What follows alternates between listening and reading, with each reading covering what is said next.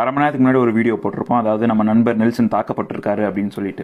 ஆனால் ஒரு 2 நாளைக்கு முன்னாடியே பார்த்தீங்கன்னா அவர் இந்த விஷயத்தை என்கிட்ட சொன்னார். நாங்கள் 2 பேரும் பேசிகிட்டு இருக்கும்போது பார்த்தீங்க அப்படின்னா இந்த மாதிரி வந்துட்டு நான் ஃபஸ்ட்டு ஒரு நாம் தமிழரை பற்றி ஒரு வீடியோ போட்டிருந்தேன். ஏன் இந்த கட்சி இப்படி மாறிடுச்சு, 2021 நான் ஓட்டு போட்ட கட்சியாக இது அப்படின்னு சொல்லிட்டு என்னோட ஒரு ஆதங்கத்தை தெரிவிக்கிற மாதிரி ரொம்ப நாகரிகமாக ரொம்ப அழகாக எந்த அளவுக்கு டீசெண்டாக அதில் அவங்களை நான் தப்பே சொல்லலை.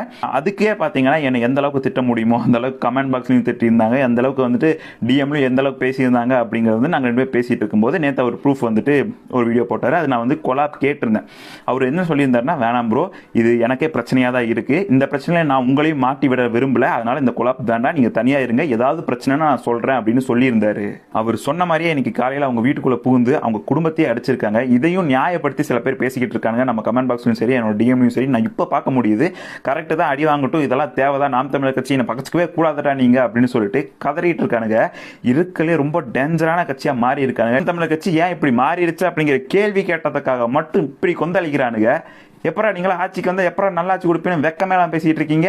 வீட்டில் இறங்கி அவங்க குடும்பத்தை அடிச்சது மட்டும் இல்லாமல் கத்தி எடுத்துட்டு போய் வெட்டி இருக்கானுங்க. பூரா ரத்த காயத்தோடு அவர் சொல்லியிருக்காரு. இந்த சம்பவம் நடந்த உடனே கிட்டத்தட்ட 22 நிமிஷத்துக்கு வீடியோ, அந்த வீடியோ எனக்கு அனுப்பிச்சு விட்டு இதை பற்றி பேசுங்க அப்படின்னு சொல்லியிருந்தாரு. அவங்க வீட்டில் எவ்வளோ கஷ்டப்பட்டிருக்காங்க அப்படிங்கிறத நம்மளால அந்த வீடியோலே பார்க்க முடியுது. அவ்வளோ அட்டகாசம், அவ்வளோ ரவுடித்தனம் பண்ணியிருக்காங்க. இதையும் சில பேர் முட்டு கொடுத்து அவனுக்கு வேணும், இது நடந்தது சரிதான் அப்படின்னு பேசுறாங்க. டேய், கருத்துனா கருத்தோட மோதுங்களா, அதை விட்டுட்டு குடும்பத்தோட மோதுறீங்க. நீங்க நான் காட்சிக்கு வந்தா என்னடா பண்ண மாட்டீங்க?